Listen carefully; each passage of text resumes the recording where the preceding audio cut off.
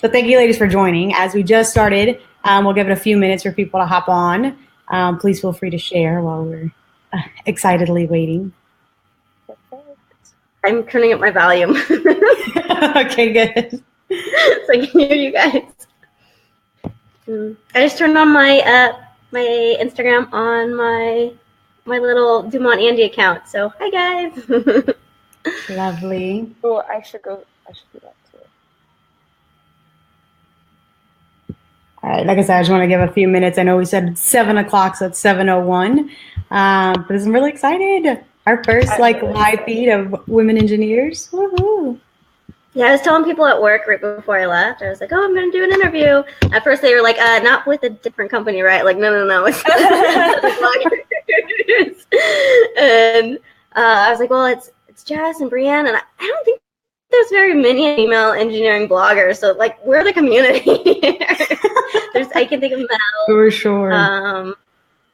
But I don't know if I have anybody else's email address. So. All right, so it's 7:02. We'll go ahead and get started. Thank you, everyone, for joining. For those who are logging on after the fact, thanks for joining and watching. My name is Brianne C. Martin, aka the People Engineer, mechanical engineer focused on breaking the mold. And today I have Jess from STEMinin, the YouTube channel featuring women in STEM, particularly women in engineering, and the wonderful Andi from the Watermark blog. So ladies, Jess, if you don't mind introducing yourself, telling us a little bit about you, what you're up to, and what you're doing nowadays.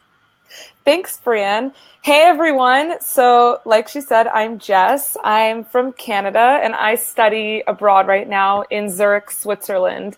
What I'm studying is mechanical engineering. I'm doing my master's. I also did mechanical and aeronautical engineering for my bachelor's at McGill University in Canada. That's in Montreal. And so I'm a mechanical engineer, but I specialize in combustion. And that's for energy, for propulsion, and specifically what I do, maybe we could talk about this later because we love to nerd out. It's something called thermoacoustic coupling. So I can get into that later. But yeah, that's pretty much it. Combustion engineering in Switzerland, finishing up my master's. And I also run STEMinin with some of my friends, Vika and Elizabeth. It's a podcast, a YouTube channel, etc. Yeah. Thanks so much. Really excited to nerd out with you in a whole minute. Andi, would you please give yourself an intro? Hi, I'm Andi. I run the Instagram Dumont Andi, which is all just like my really nerdy engineering pictures of things I'm doing for work. I work at a big civil engineering company as a water resource engineer, doing like a little bit of technical stuff and a little bit of program management and sometimes just like running around like crazy. So yeah, I share it on my Instagram account, and occasionally I feel inspired and I write on my blog, which is thewatermarkblog.com, but I'm trying to move it over to andromedaDumont.com, but it's not going so well right now. So yeah, that's what I do. Wonderful. So as you all know, obviously, like I follow you guys. I love your content. So excited. Really excited to have you guys featured today. So essentially, again, like, what is it like to be a woman engineer, you know, and what, I guess, essentially even how we got to where we are. And again, this kind of crazy thing that we're doing, taking on the world, being one of the very few female engineers. So I kind of had a few questions, if you all don't mind, and it doesn't matter whoever goes first. But essentially, why did you choose the major that you chose? Yeah, so I'll go first. I got into engineering through a robotics club at my high school, and my whole family is all engineers. My brother, my dad. So I got into engineering. I thought I wanted to be a mechanical engineer for a while. So props to you, Jess, for sticking through it. I was like, there's no women here. I have to get out fast.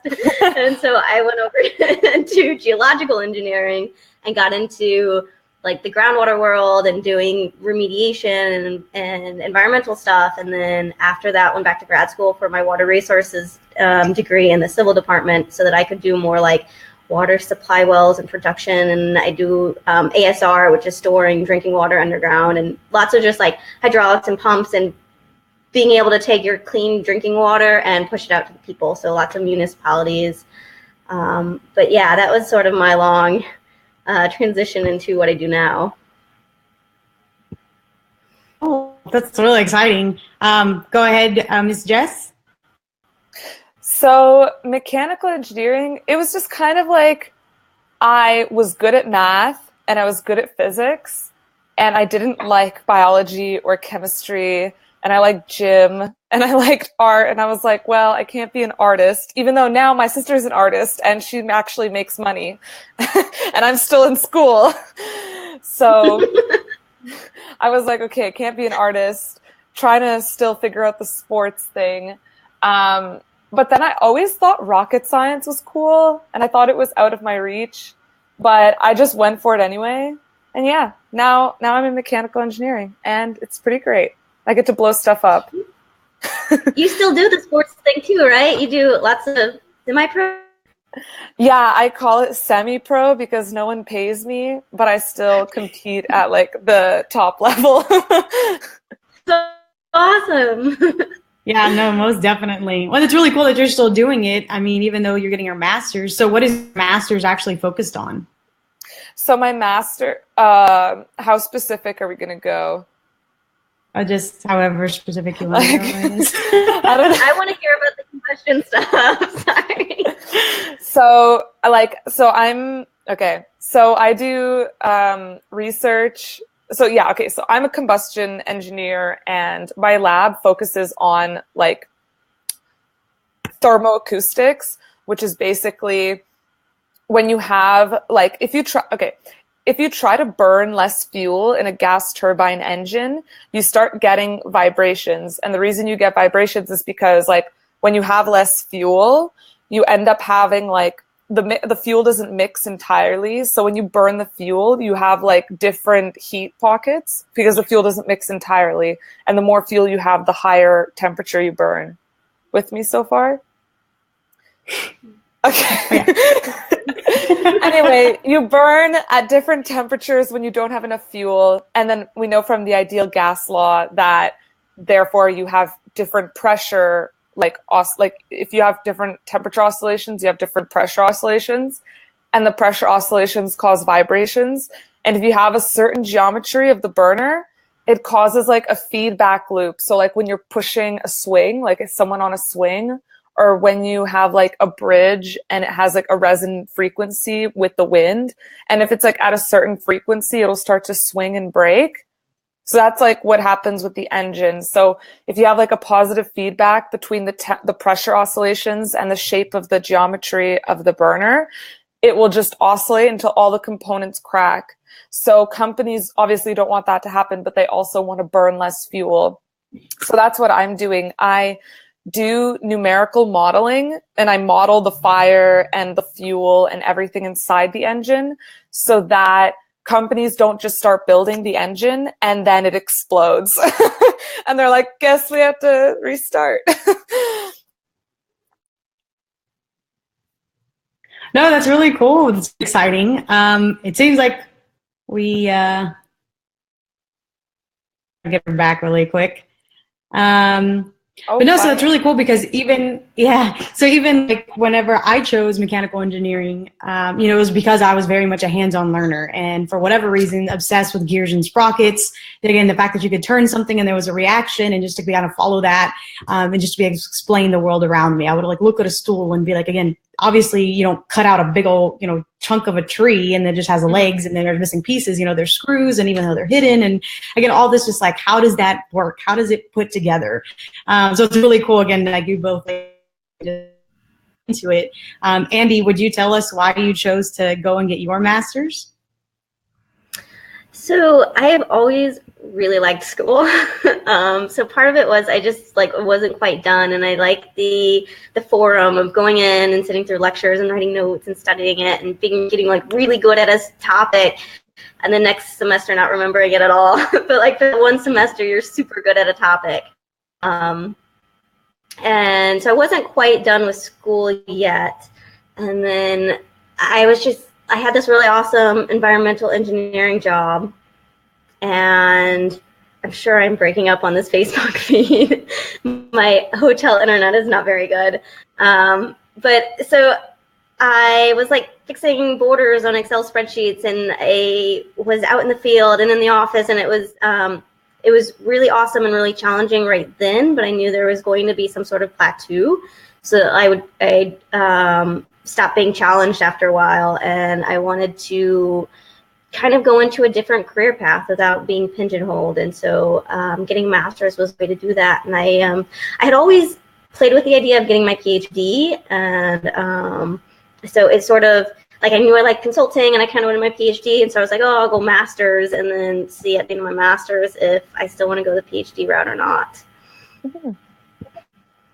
So, yeah, but it was a really good choice for me at the time, which it was a very hard decision, and it was a super hard decision deciding not to do my PhD, but it turned out to open all these paths in consulting that I really enjoy doing. So. Well, no, that's good to hear. You're sharing again. It's so many kind of altering ideas of, once you graduate, you have to go straight into industry, and we all think, oh my gosh, we have student loans to pay off. Like you said, if you love something or you find your passion, you said once you get more specialized classes, it's definitely, again, like it gets a little bit more exciting. So I'm really excited again to talk to two women who pursued and finished her master's, and then Jess, who's on the other side of the world doing it. So really cool, really exciting. Again, I could just talk about just how cool it is that you guys continue to go to grad school for it.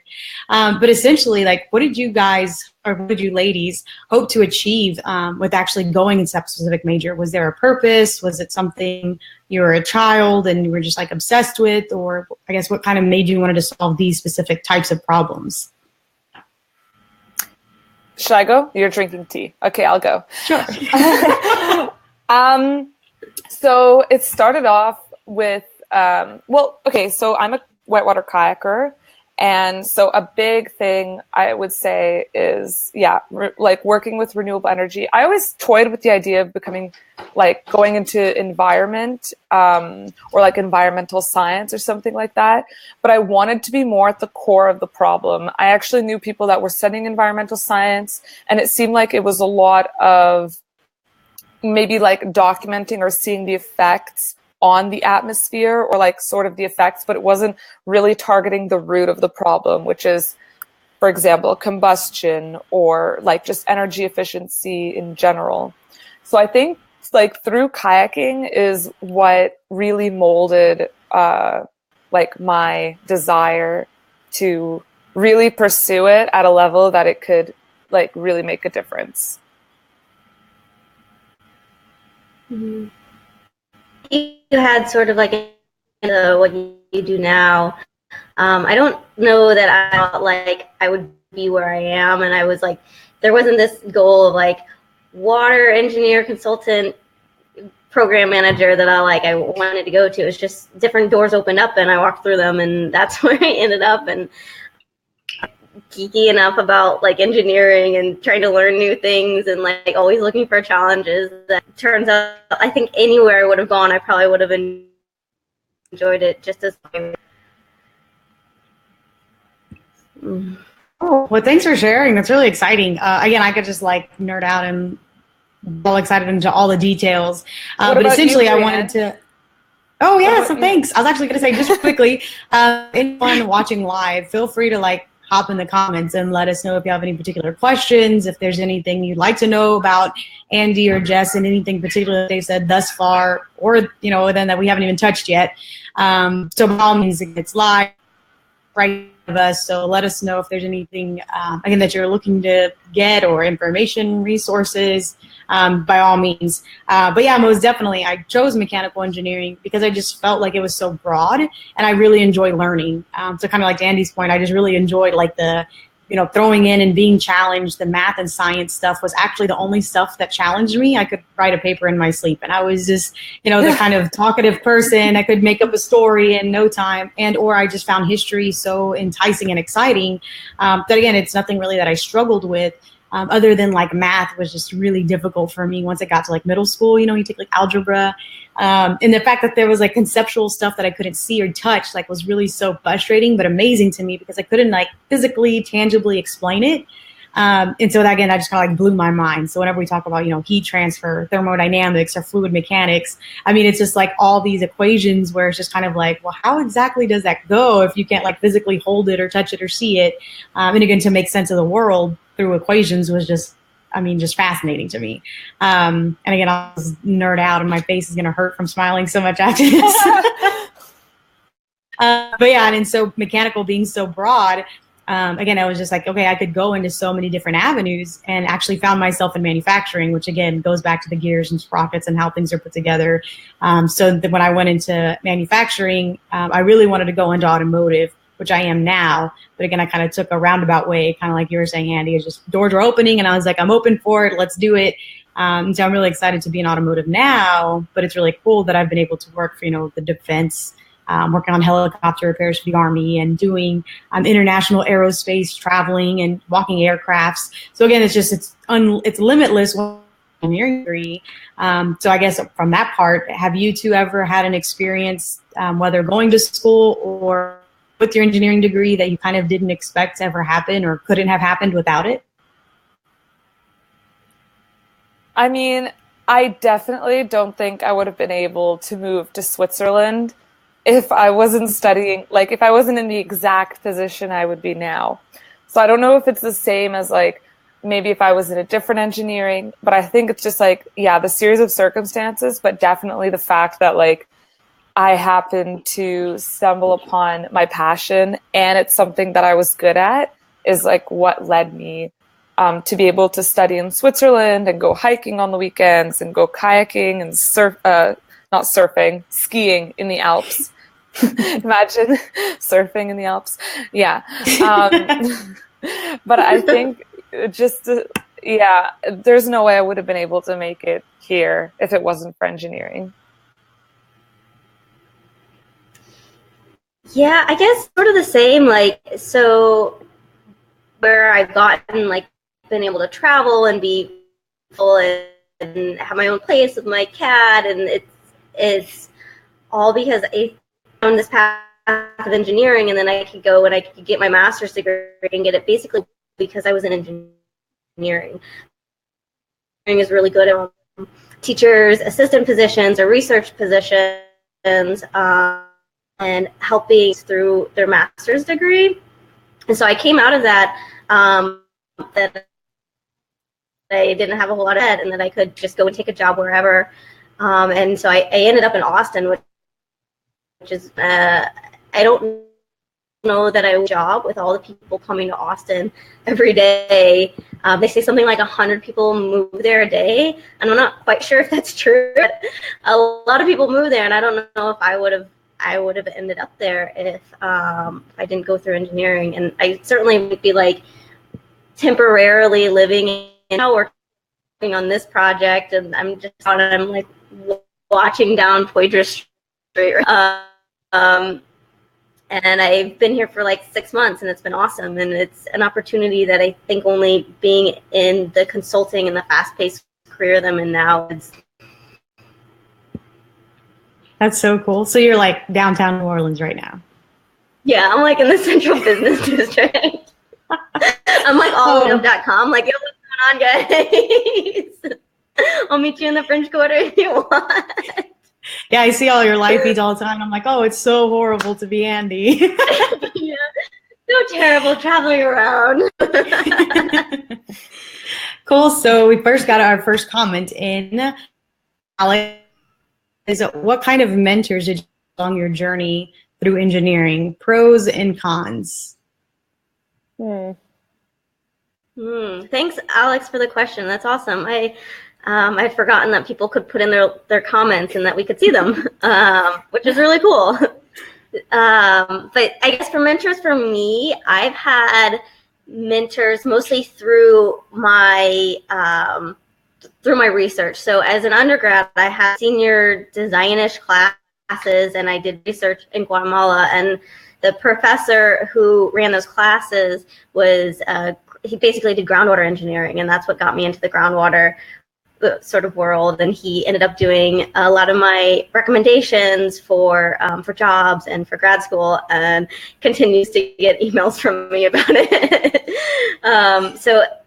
And then of course my master's professor, Dr. Miller, she was actually a student of the professor I worked with at my undergrad, which is how I got connected in.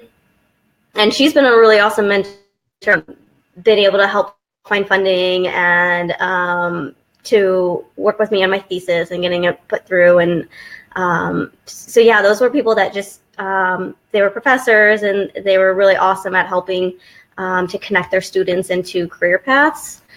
And then of course I've got mentors, and the new buzzword I think is sponsors. So I've got people that help teach me things and help give me perspective at work, and I consider them my mentors that I work with that are huge advocates for me up to people. And sometimes I don't know what I've done to deserve it, but it's really awesome that I've got this set of people that can be mentors and people that can be sponsors, and I feel comfortable with going and saying, hey, breaks our ethics policy, can you walk me through it? Or, hey, I really want to get right here in my career, can you help me figure out what sort of jobs or what sort of projects to take, or, you know, how I connect myself to other project managers to get more technical work. And all through my studies and my work, and I haven't had a whole lot of like outside people. I take myself into my work so much, that's what I do, just like around the clock. So yeah. Well, thanks for sharing. We just got our second question, so I guess we can take this one. What is the key characteristic, skill, behavior that has made you successful in your career, educational or professional? Thank you for that, Axel. So should I take this one? Was sure. It like? I mean, sure. Or even jobs. Yeah, I mean, you can each have, like, I'm sure you guys have something also to add to this, but from my perspective, I think like the reason I've been able to get to where I am and like do well in work and do like, you know, publish well or whatever and get good grades, which like led to me to be where I am here now.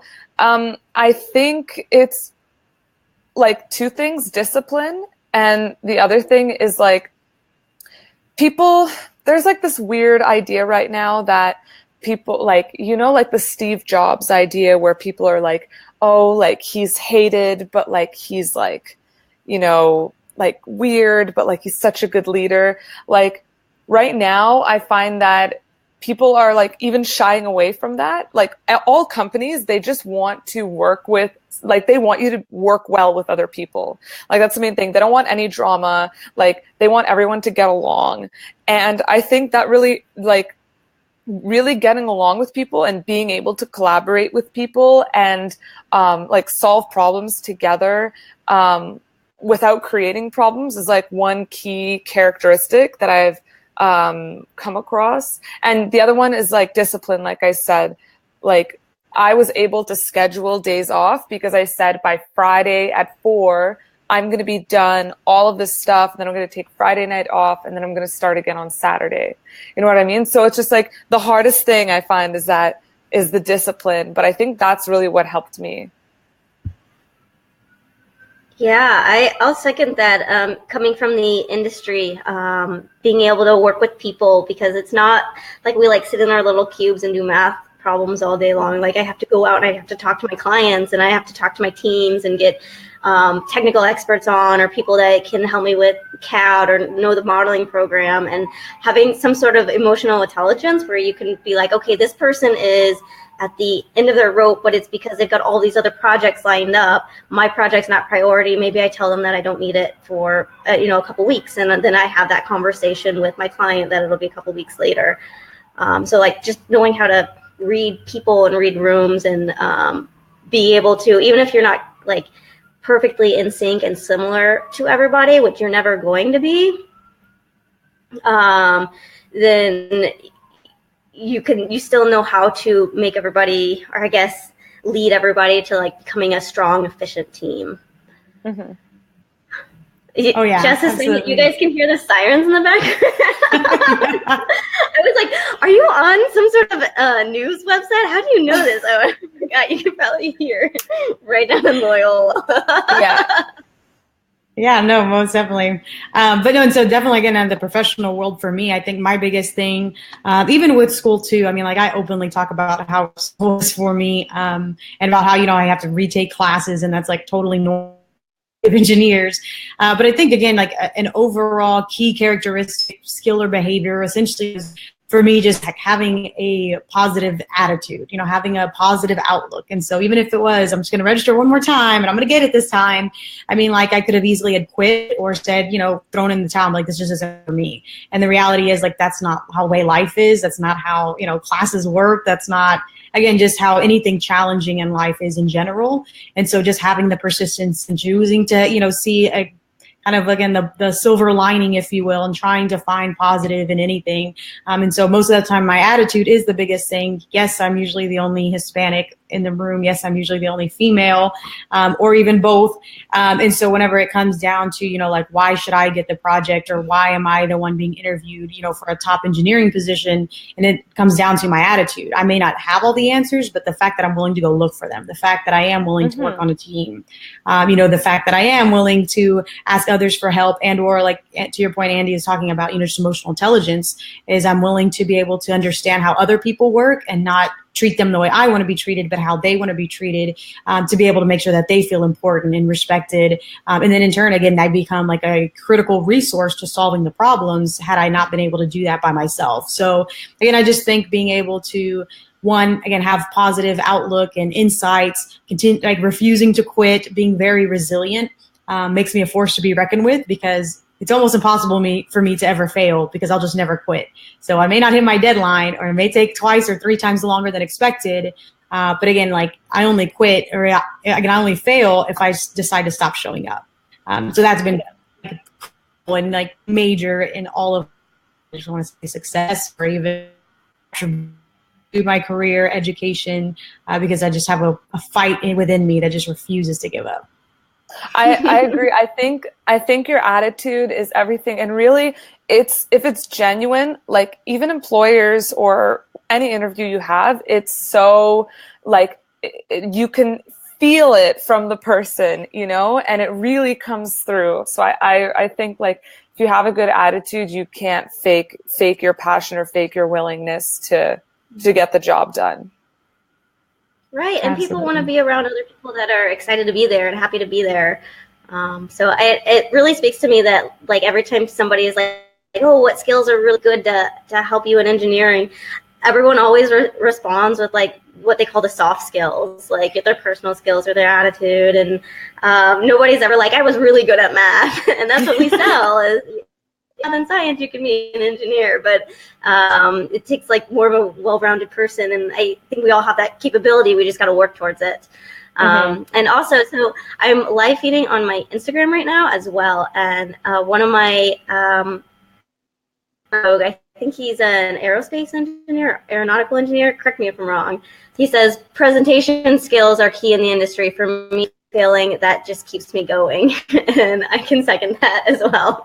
Presentation skills and just like hating to fail. Somebody told me today, you're really bad at being bad at things. You just stress out way too much to like be really good at everything. Yeah, so, exactly. Yeah.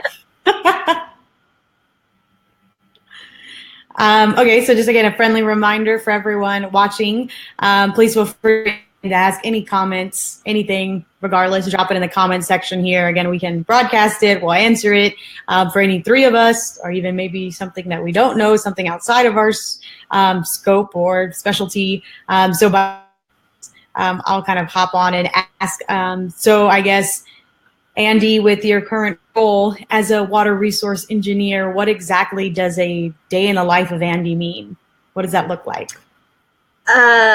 So that's a hard question for me. I do so many different things, and I'm on a dozen projects at any time. Like, So right now I'm in New Orleans, and I've been working on this project for about 6 months, and it's with it's not with the city, it's with the utility, Sewage and Water Board. And so basically New Orleans is in a bowl, it's underwater.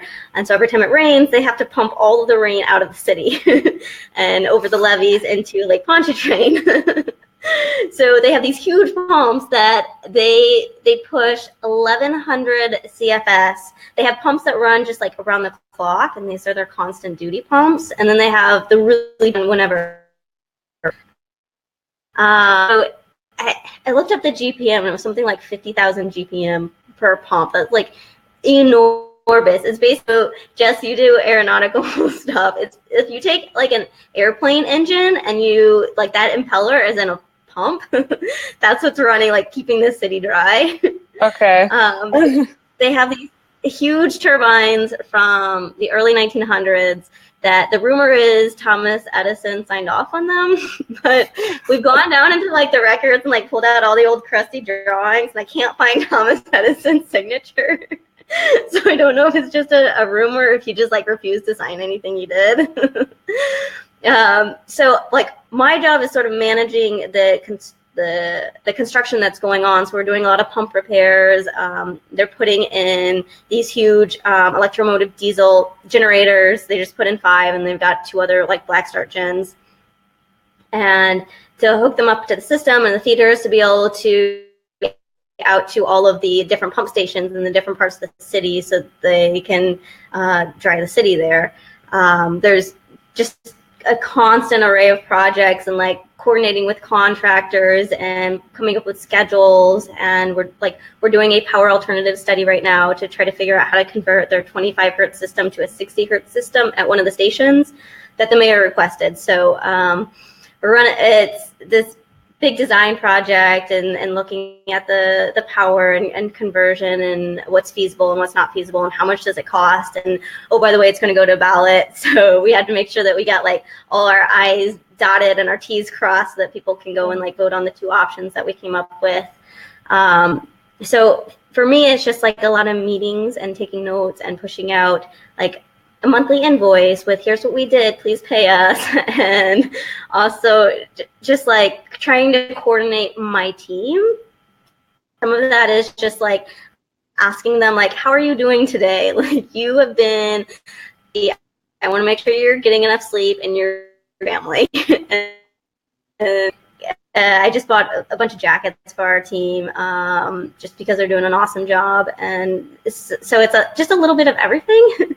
And that's just my one project. I have all these other projects, like we're rehabilitating a dam in Oklahoma, and I'm working on a couple projects in Austin that's like changing out wastewater valves and pumps and things at one of the wastewater plants. So it just depends who puts a meeting on my schedule that day and what I'm doing that day. That's so fun that like, because you're a consultant, right? Mm-hmm. Right? Is that it? So yeah, everything, it's like a different project at least every month, right? That's pretty fun. Yeah, that and seems sometimes fun. it's like multiple projects a day. Like I flew into Canada to go on like a little skiing vacation, and I was like, it was so cold because I'm not a Canadian like you, Jess. I would like do one ski run and then go into the lodge and like log on, and I was doing a little risk and compliance thing for a bunch of water wells that's owned by a railroad company, and they want to know like, you know, do we have certified operators? Do we have to sample them on a daily basis or a monthly basis or at all ever? And so I was like just logging on and doing that, and then I'd go out and I ski again. I come back. Oh, good life. So, good life. Yeah, it's flexible, which I really love. What's on your project you have for the day, but I just hear so many students pursuing engineering, and they're just like, oh, well, what do you do with a mechanical engineering degree? Or what do you do with a civil engineering degree? And so little to like the mechanical engineering that I do in my everyday job. Yes, and you know, the ideas and the concepts are there, but essentially it's just more so of me like solving and finding a resource that, you know, people never knew that they had. So to me, it's just any type of engineering is just essentially problem solving, critical thinking, being data driven. And so by all means, jobs or I want to say like in-depth technical engineering roles that you couldn't really be more versatile. But at the end of the day, again, if you know how to follow the process and again, you're just aware of your surroundings, people, skills, you could essentially kind of go from one discipline to another. Again, just having the basics of how to understand data and read it. I mean, do you ladies agree? Have y'all kind of experienced that something similar? Do you want to? Oh, yeah. So it's the same for me. Like, I like even with having a bunch of different projects, the skills you need for each one are the same around the board. Some of what we had talked about earlier. So yeah, I tend to gravitate towards things that I know I'm strong at, or things that I don't know if I'm strong doing that, and I guess I'll find out. I forgot the question. Sorry. I was distracted because someone was banging on this wall and what was it? Oh, essentially, again, just any versatility with engineering that you've been able to notice, whether it be you personally or other engineers or friends. Yeah, well, I mean, I find so I like pretty much have done the same thing like in combustion, but I get to do both experimental and numerical work, and they're completely different and really fun. And I find the versatility of that and like being able to show, like my employer just hired me for a job because they love my numerical work, but they also wanted someone with like a bit of experimental experience. And you like, it's just fun to be able to do both of them because they're completely different. Yeah. So Jess, we had a question for you. Any tips for getting a job in Switzerland or in Europe? Asking for a friend. Asking for a friend. Getting a job. Is Axel American or Canadian or European? That would be helpful. But basically, for anyone outside of Switzerland, okay, it's really difficult if you're not already in the country. So like basically what Switzerland says is that we can't hire anyone unless, like, this is what the immigration guideline says. It says if you can't find, you have to find someone Swiss for the job. And if you absolutely can't, he's American. Okay. And if you absolutely can't find someone Swiss for the job, then you have to find someone European. And then if you can't find anyone in all of Europe for the job, then you can hire a North American or like a Canadian. So what it comes down to is that like you have to, it's just like who you know. So that's why the job that I got now, it's a year internship, but I got it because my professor had contacts at the company. So I would say like you have to know someone, or you have to, like, for example, there's a Siemens in Switzerland. So if you can get hired like at another Siemens, or if you can get hired at Google, and then they have an office in Switzerland. But then other than that, it's either like, it's like moving to Switzerland, which you can't do without a work visa.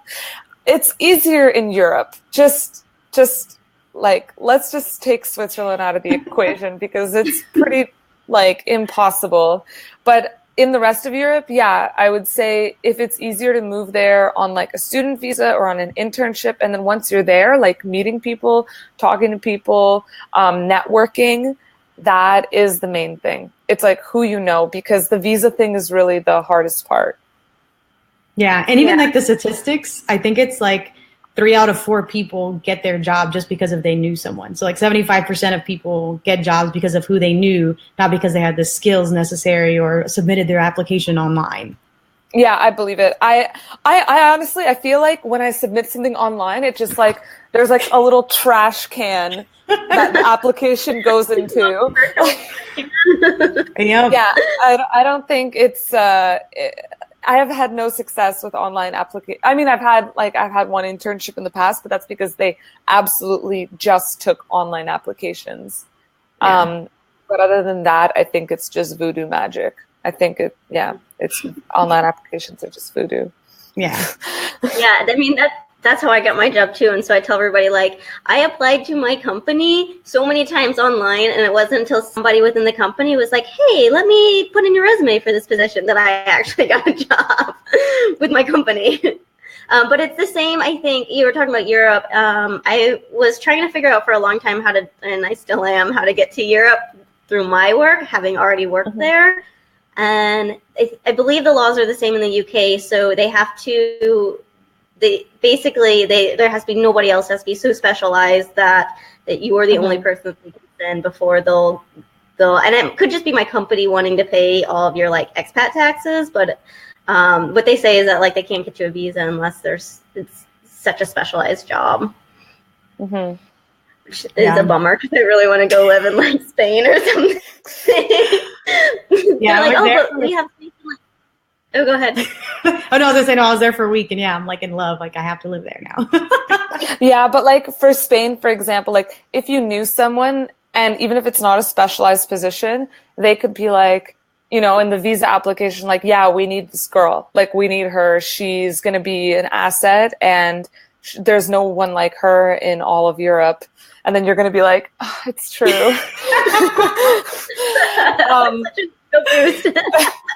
But like, that's the thing. You just need to network. Like someone just commented network. And that's really what it is. Yeah, no, it's really huge. And I just feel like so many engineers already feel like we're socially awkward or we are not presentable. It's funny because I'll personally tell people, I don't know if y'all have your own story, but I like have to practice, right? Like you were saying, Andi, like I just can't stand to not be good at something, or at least be like, I can't stand to be subpar. Like at least just let me be average at it, so I don't embarrass myself.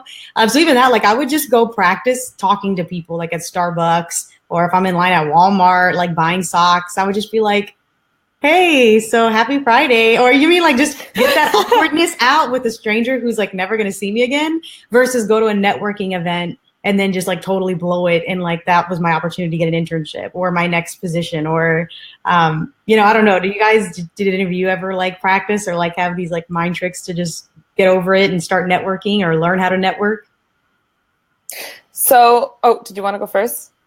What? Oh, I was going to say, I normally just like hide in the corner with a dartboard over my head and hope not to have to network. But I do go to a lot of meetups, and there are always people that are like looking for jobs or just trying to get connected in. And I see that that's how they do it. But yeah, I normally don't get any sleep the night before, and I just come in looking like a zombie with a lot of espresso. And that's how I show up to career fairs. Amazing. Jess, you? Yeah, so I actually did a lot of public speaking as a kid. It's like a really weird hobby.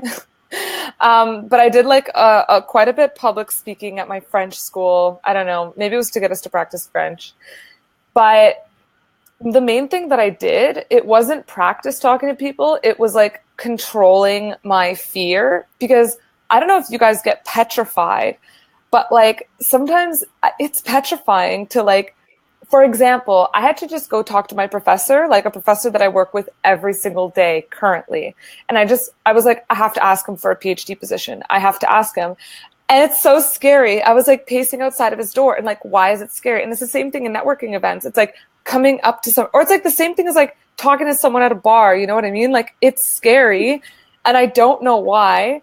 And so I feel like I've been slowly training myself throughout my life to like suppress these feelings of fear and instead be like, what is the worst thing that's going to happen? The best is that I get this PhD position, which it worked. I was like, you need to give this to me. And he said no. And then he said yes. So like, that's the thing. Like the best, like you have 0% chance, like mathematically it makes sense. Like you 0% if you don't ask, and there's a chance if you ask. So why not take the chance? But that's the scariest thing. So it's like, for me, it's like always asking for what I want. That's how I've been training myself. Oh, absolutely. And so even that, I mean, like adding on another layer, so many women don't feel like, again, we're either worthy. I think like the statistics again are like, if a woman doesn't have like 8 out of 10, objectives or job description, like bullets, like she won't apply. But for a guy, he'll just have 2 and be like, oh, I got this. And so even like you're saying, is just like having the fortitude or like the self-respect, like the self-esteem to be like, no, I got this. I deserve it. I'm going to go ask for it. We always just feel like imposter syndrome, or they're going to find out I'm not smart enough, or they're going to find out what I don't know. And it's just funny because, again, we've all been there. But like you're saying, to that point is sometimes you just got to like push yourself outside your comfort zone because, again, you never know the percentage that's waiting for you versus a 0 that you're just sitting on your butt not doing anything. So, yeah, I love that you like brought that up because that's exactly me, too. I actually personally, too, have been singing on stage since I was 3. So I don't particularly have like stage fear. And I just really enjoy, I like vibe off of people's vibes. So if they're smiling and dancing and having a good time, like now that just gets me more energized and more excited. But it is totally different when I'm speaking. And so even that, if it's like a one-on-one conversation, now you're my only audience. I can't feed off of anybody else. So if you're not vibing with me or I'm starting to get, negative reads, it's kind of like, oh, crap. Like, how do I fix it? What do I do? Like, tell a funny joke. And it's definitely a whole nother realm, if you will. But I don't know, were any of you ladies in a organization or in a group, anything that kind of helped cultivate the sisterhood or networking? I actually wasn't. We actually had like a women in engineering group at our university in McGill. Like, it's called POW, Promoting Opportunities for Women in Engineering. And I wasn't part of it. And I don't know why. And now I'm like, that would have been really fun. But there was that group. But mainly I had like a few other girls in my program. And like the first day it was like, be my friend. Like, you're mine. You're my friend now. And that helped.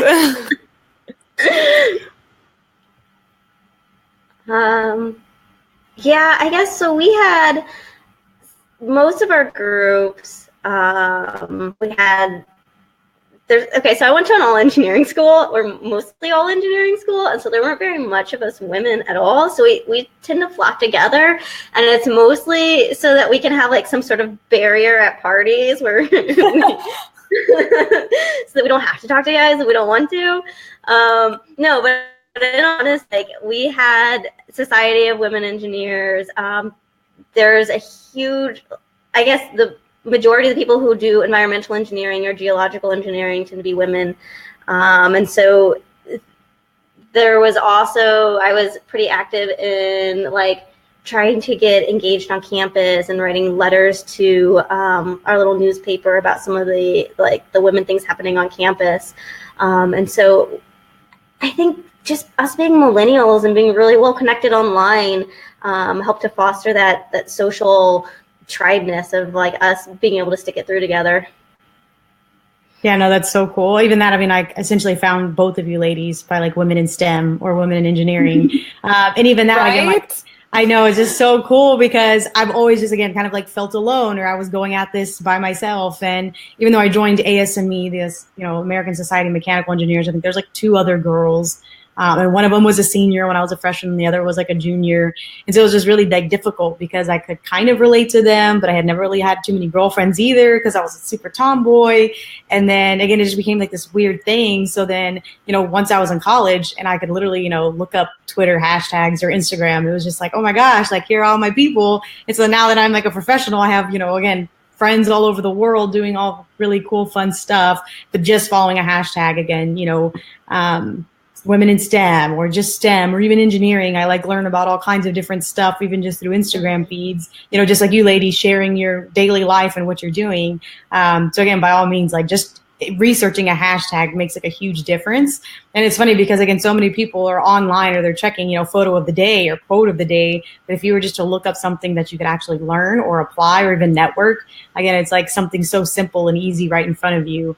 So I'm really grateful again, that 1, to have found you both just online, and then 2, to be able to bring you both in and help cultivate again, like the STEM creatives, that STEM media does. And so many of us just sharing our own stories. So again, I was just really interested. So thank you both for sharing about the organization side, because again, I felt like I was at it all by myself.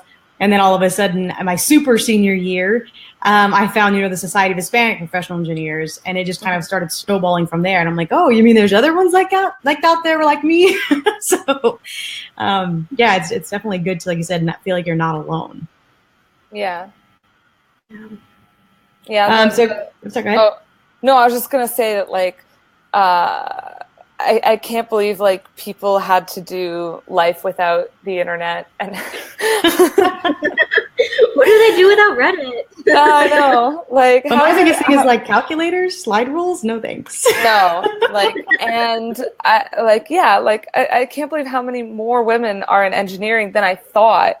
Like, there are, especially now in Switzerland, it's like way less women. So seeing, like, hashtag women in science, women in engineering, women blah blah blah, it's great. Yeah, for sure. Mm-hmm. I like the hashtag as like an engineer. Yeah, I like that. Same. So again, I'll just a quick reminder, we're wrapping it up, probably have a few more minutes here, but if there's any, again, last minute questions, I know we'll probably have people going in and out. Feel free to, again, pop them in the comments before we hop off.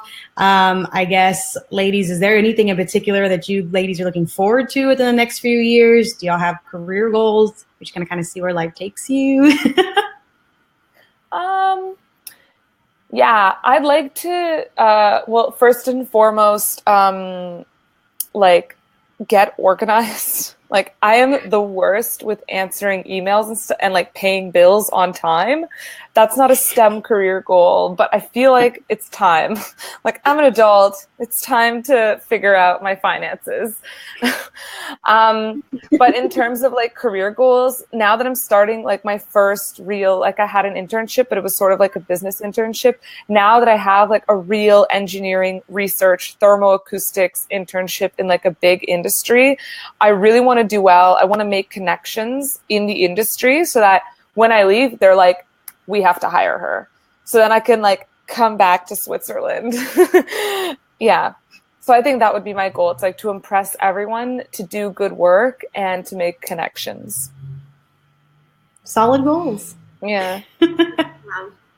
Yeah, I second the organizing your life. I've been downloading a bunch of apps to like have one messenger, and I just cataloged in my email a bunch of like auto responses and like auto things that my emails do. Like, they're from certain people, they just immediately go to junk. Or like if they're meeting invites, I'll like have it auto accept certain ones and then like send me a text that I accepted it.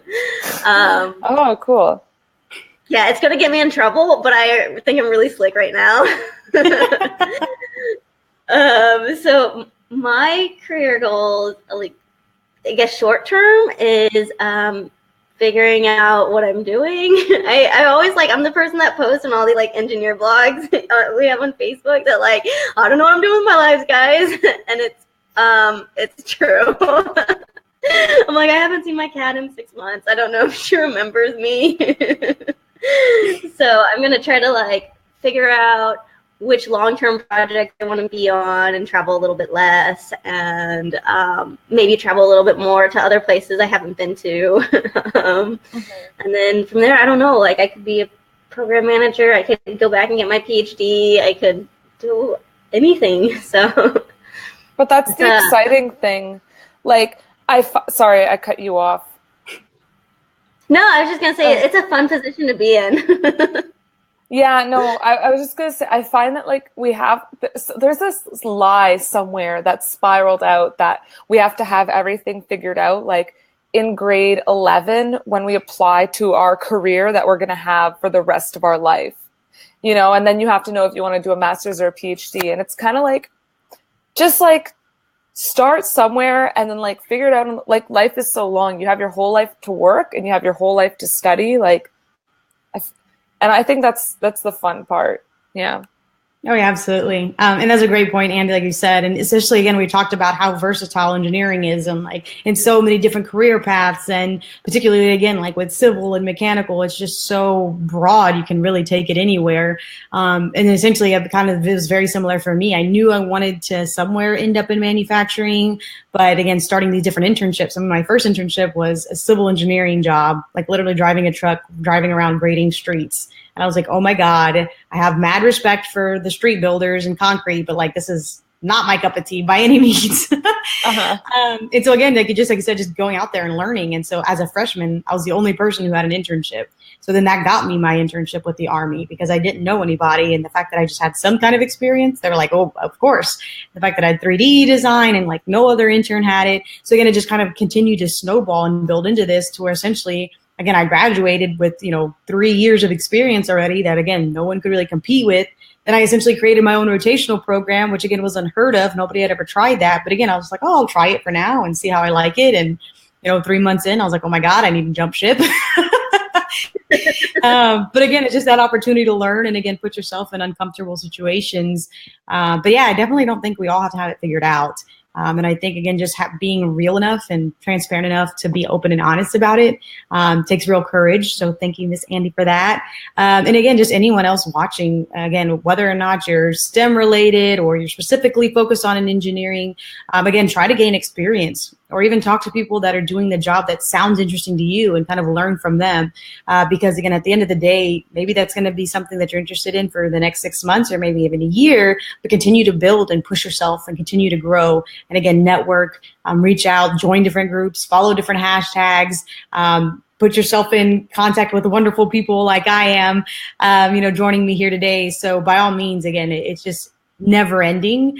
And yeah, definitely life is an adventure and definitely fun. I would have never thought engineering would take me, to Turkmenistan or Uzbekistan or Dubai. And it was just absolutely amazing to even go to those places. Before you sign off, what is your goal for this year? Yeah, no, that's a good question. So one for me is actually, both of you ladies said it too, just get more organized. I feel like I'm such like a control freak in everything else, and which makes me such a good engineer, right? With manufacturing and processes and what goes when and where. But then in my life, it's just kind of like, I don't want to have to deal with it. To where the point, I like literally cleared out my email. I had my wisdom teeth pulled over the Christmas break. So I was literally going through like all 1,700 of my emails. And like you said, like, this is trash, always spam it. This is okay. I'll maybe want to read that newsletter every now and then. And again, just kind of like creating these filters and like getting my stuff together. I'm also like taking the jump into my business and like full-heartedly like joining like an accelerator program, which is like costs a pretty penny. Awesome. I know, costs a pretty penny to invest too. But again, it's just like, I can have, about certain finances I know I can cover, but the others is kind of like, oh, I don't know where it's going to come from, or this is so nervous and exciting. But again, just like taking that leap of faith, knowing I deserve it. And again, just setting these like really severe stretch goals. But again, just taking a chunk at a time, right? So even doing a live feed, I've been wanting to just like start featuring other women doing amazing things, particularly women engineers. So thank you, ladies, so much for making this possible. And I'll actually, if you guys want, jump in the comments and share where they can find your blog, Andi, or your YouTube channel, Miss Jess. So again, thank you so much, guys, for joining. Again, if you have questions after the fact, go ahead and drop them in. We'll definitely look forward to having more people for these interviews. And thank you again, Jess and Andi, for your time. Hope you all have a wonderful night. Thanks for having us. Absolutely. It was fun. Bye, guys.